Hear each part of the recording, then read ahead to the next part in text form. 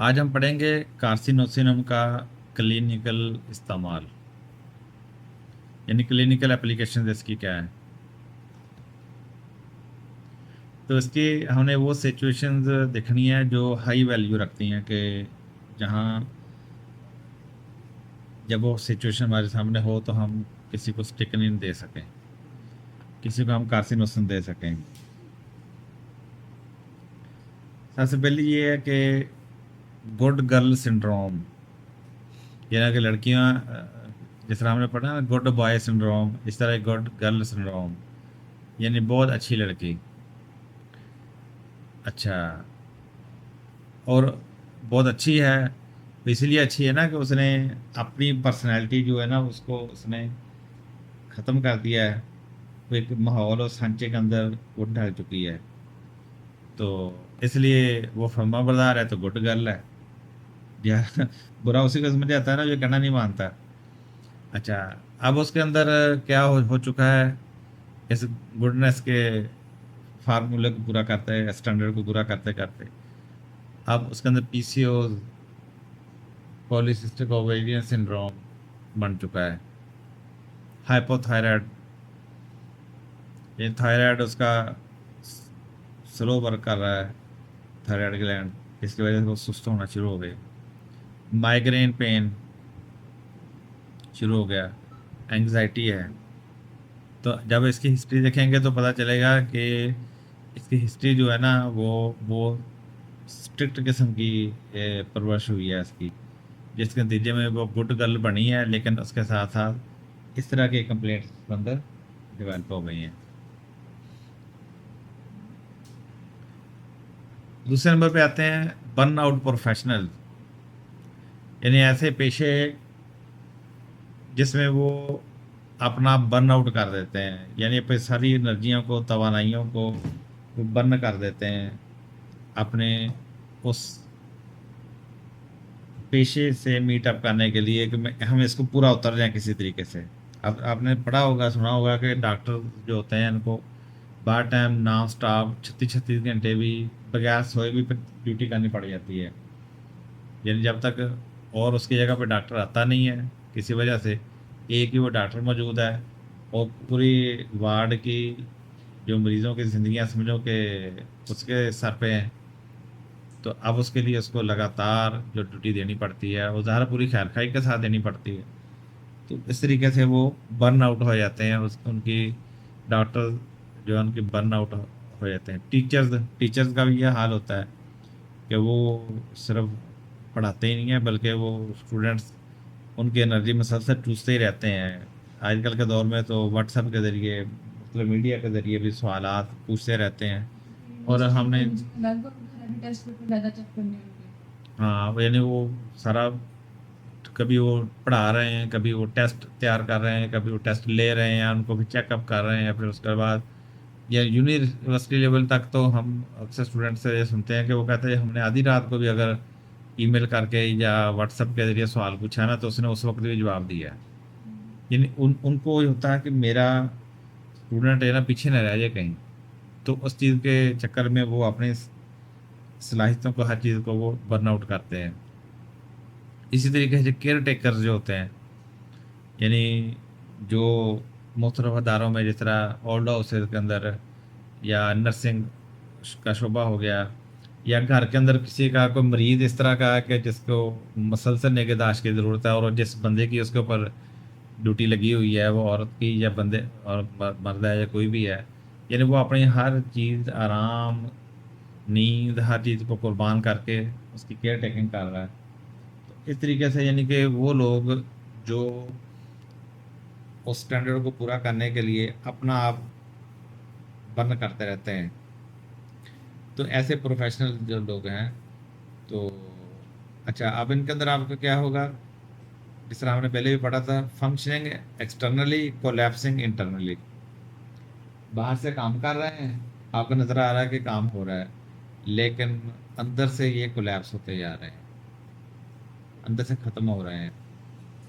अच्छा, ये वाकई ख़त्म हो रहे होते हैं, वाक़तन ही ख़त्म हो रहे होते हैं, यानी कि इतना ओवर बर्डन की वजह से कि जनरली भी ख़त्म हो रहे थे। यही वजह कि टाइम से पहले इनके बाल ख़राब हो जाते हैं, टाइम से पहले ये गंदे हो जाते हैं, टाइम से पहले ऐनकें लग जाती हैं, टाइम से पहले जिस्मानी तौर पर भी कमज़ोर हो जाते हैं। तो उसकी वजह कि सलाहियतें सारी उस तरफ बर्न आउट होगी ना।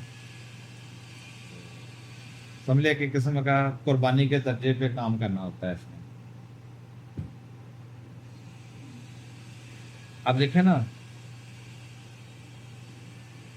कुरान में अल्लाह ताला नबी सल्लल्लाहु अलैहि वसल्लम को फरमाता है कि ज़ाहिर नबी जो होता है वो मुअल्लिम भी होता है, एक रूहानी मुआलिज भी होता है। सारा का जो उसकी जो बड़ी ड्यूटी होती है वो उनकी एक फितरी एक रिस्पॉन्सिबल पर्सनैलिटी है। कुरान में तकरीबन 2 या 3 मकामात पे बाकायदा तौर पर अल्लाह ताला ने फरमाया कि भाई ए नबी सल्लल्लाहु अलैहि वसल्लम, अगर ये लोग ईमान नहीं लाते तो क्या तुम इनके पीछे अपने आप को हलाक हलाक कर दोगे?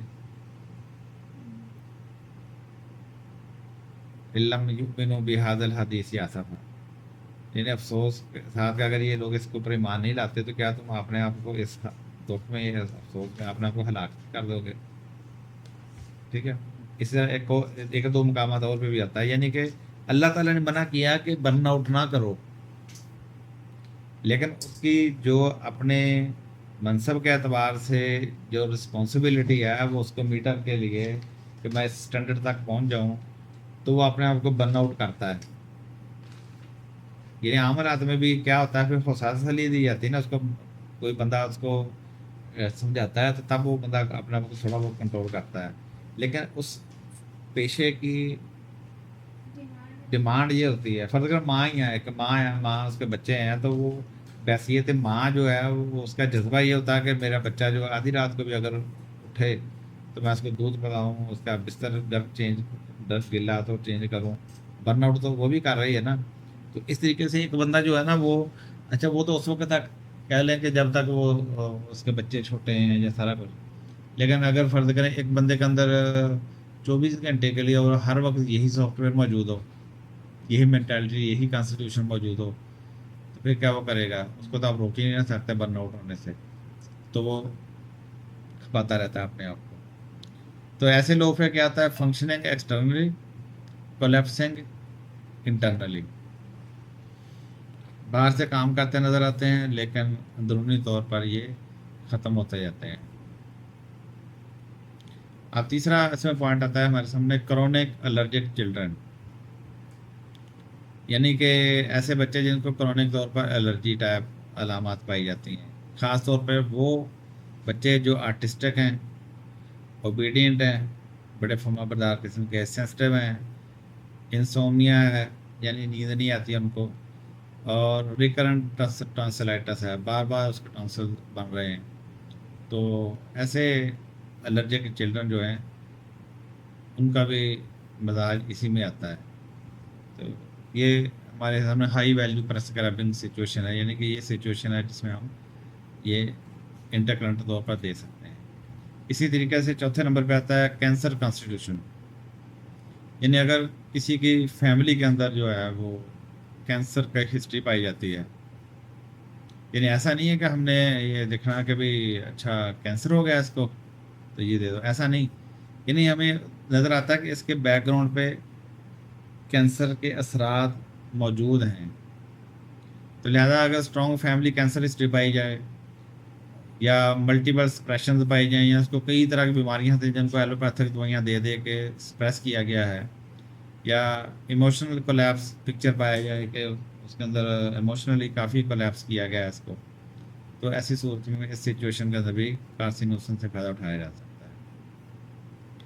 और इसी तरह 5वें नंबर पे आते हैं ऑटो इम्यून डिसऑर्डर्स, यानी बाद टाइम हमारे पास ऐसे केस आते हैं जिस तरह रोमेटॉइड आर्थराइटिस की टेंडेंसी अगर पाई जाती है फैमिली के अंदर, क्रॉनिक फटीग पाया जाता है, फाइब्रोमाइल्जिया पाया जाता है, ल्यूपस पाया जाता है। ल्यूपस ये आपने देखा होगा कि बाद ख़वातीन के चेहरे को बटरफ्लाई की तरह का एक निशान होता है, नाक के ऊपर से होते हुए पूरी गालों के ऊपर डॉट से बने हुए होते हैं।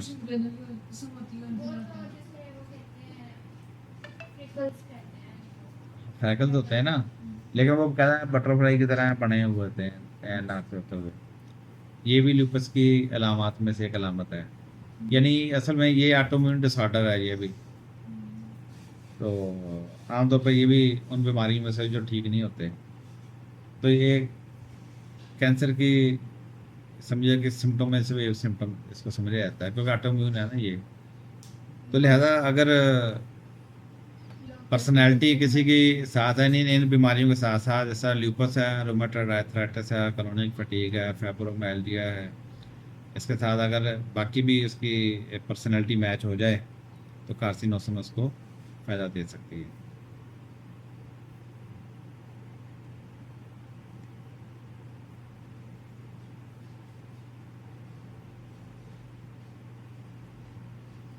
अच्छा, जो कैंसर कार्सिनोसन है इसके ऊपर डॉक्टर फोबिस्टर जो है ना, इसने बहुत ज़्यादा काम किया है बच्चों के ऊपर भी, और इसने बच्चों के ऊपर भी इसके काफ़ी समझे कि रिजल्ट लिए हैं। तो उसने देखा कि वो बच्चे जिनके अंदर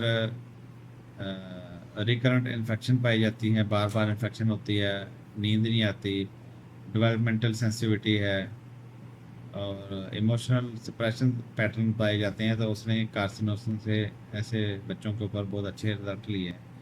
यानी वो बच्चे जो दवाइयों से बार बार ठीक ठीक होने के बावजूद फिर बार बार बीमार होते थे, तो उसने इसके ऊपर काफ़ी काम किया है। अच्छा, अब हमें इसके आते हैं पोटेंसी के ऊपर। क्योंकि ये एक डीप एक्टिंग नोसोड है, तो बार बार इसकी रेपिटेशन, फ्रीक्वेंट रेपिटेशन जो है वो नुकसानदेह हो सकती है। तो ये जो डोनाल्ड फोबिस्टर है, इसने इसके ऊपर चूँकि बहुत ज़्यादा काम किया है, इसको एक क्लिनिकल अथॉरिटी समझा जाता है कार्सिनोसिन के ऊपर। तो उन्होंने इसको 201 को ज़्यादा यूज़ किया है, और तरजीह दिया कि इसको बार बार रिपीट ना किया जाए, ख़ास तौर पे बच्चों में।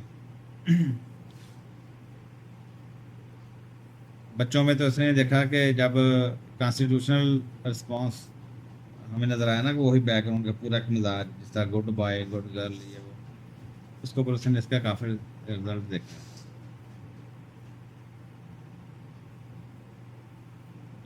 अच्छा, कुछ इसमें जो गलतियाँ होती हैं आमतौर पर कार्सिनोसिन को देने में, जो गलतियाँ आमतौर पर पाई जाती हैं, वो जिस तरह हमने पहले भी जिक्र किया कि सिर्फ देखा कि चॉकलेट डिज़ायर है तो कार्सिनोसिन उठा के दे दो।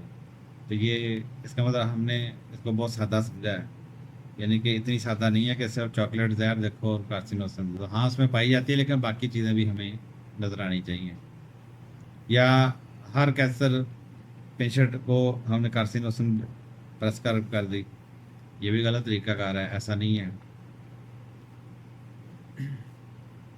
या फिर इसको लोग क्या करते हैं कि रिपीटेड डोज देते हैं, डेली हाइपरटेंसी में रिपीटेड डोज देते हैं। पिछले दिनों में एक मरीज़ा मेरे पास आई, तो उसके जो साथ थे उन्होंने हाथ में दो दवाइयाँ पकड़ी हुई थी, फोनियम 1 mg और कार्सिनोसन 200। वो डेली डोज दे रहे थे इसकी, किसी ऐसे डॉक्टर के कहने के ऊपर वो दे रहे थे कि जो प्रैक्टिसिंग भी नहीं है। उसने सिर्फ वो किताब देखी और उठा के ये दवाइयों का नाम लिख दिया, पोटेंसी लिख दी, और कहा कि ये दोनों में से एक डोज देती है। यानी इतनी बड़ी गलती है। अब ऐसे मरीज़ों का सबसे बड़ा लॉस ये होता है कि ये इनको उस दवाई की इतनी डेप्थ में प्रूविंग हो चुकी होती है कि इतना लंबा वेट ही नहीं कर सकते। जब मरीज़ ही नहीं वेट कर सकता बाहर टाइम का, आप उसको बगैर दवाई का रखोगे, उसकी सारी प्रूविंग का असरात निकलें, वो निकलेंगे, फिर उसके बाद असल केस सामने आएगा। असल केस सामने आएगा तो फिर आप उसको दुरुस्त दवाई देंगे। पेशेंट उसका वेट ही नहीं करता, वो कहता है कि अब आपके पास आ गए हैं तो हमें फौरी रिजल्ट चाहिए। रिजल्ट नहीं मिलता अगर, तो हम वापस जा रहे हैं। चला गया था फिर वो। अच्छा, इसी तरीके से इसकी एक कंफ्यूजन होती है नेट्रोम्योर के साथ। लेकिन हमें फ़र्क दोनों के अंदर मलहूज़ रखना चाहिए कि नेट्रोम्योर जो है ये ग्रीफ बेस्ड विथड्रॉल है। यानी कि इसलिए चुपचाप रहता है, विड्रा रखता है अपने आप को कि इसके पीछे एक खामोश काम मौजूद होता है। जबकि कार्सिनोसिनम जो है इसमें है अडाप्टेशन कोलैप्स स्टेट, यानी किसी चीज़ को, रिजल्ट को, स्टैंडर्ड को हासिल करने के लिए अपने आप को खपा देता है, यहाँ तक कोलैप्स हो जाता है। इसकी ये नेचर है। अब हम इसकी थोड़ी सी समरी एक दफ़ा फिर कर लेते हैं ताकि सारा खुलासा हो जाए। कुछ क्लिनिकल मेमोरी पॉइंट आप अगर नहीं लिखे तो लिख लें इसको। Number 1, too good child remedy. Number 2, emotional suppression pathology. Number 3, perfectionism plus hyper sensitivity. Number 4, love for music and dance. Number 5, chocolate desire important but secondary. Number 6, family history of cancer, diabetes और TB. 7, burnout despite functioning, यानी कि burnout हो रहा है इसके बावजूद function कर रहा है।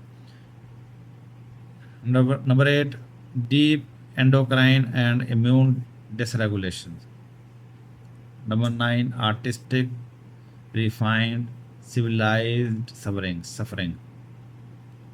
Number 10, never prescribe only on pathology. इसको हाईलाइट कर लें कि सिर्फ पैथोलॉजी को ऊपर नहीं इसको देना।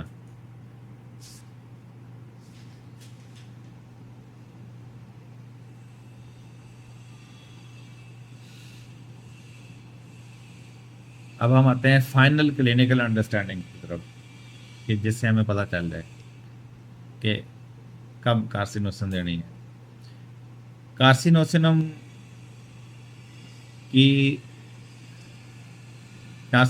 कैंसर की मेडिसिन से ज़्यादा सप्रेस्ड ह्यूमैनिटी की रेमेडी है। सप्रेस्ड ह्यूमैनिटी, जब उसकी इंसानियत को सप्रेस कर दिया जाए, उसके इंसानी मिजाज को सप्रेस कर दिया जाए, सप्रेस्ड ह्यूमैनिटी की रेमेडी है ये वो लोग हैं जिन्होंने बहुत जल्द मैच्योर होना सीखा, अपने इमोशंस सेक्रीफाइस किए, अप्रूवल के लिए खुद को कंप्रेस किया, और फिर बॉडी जो है इवेंचुअली कोलैप्स कर गई। समझ लगी कि नहीं?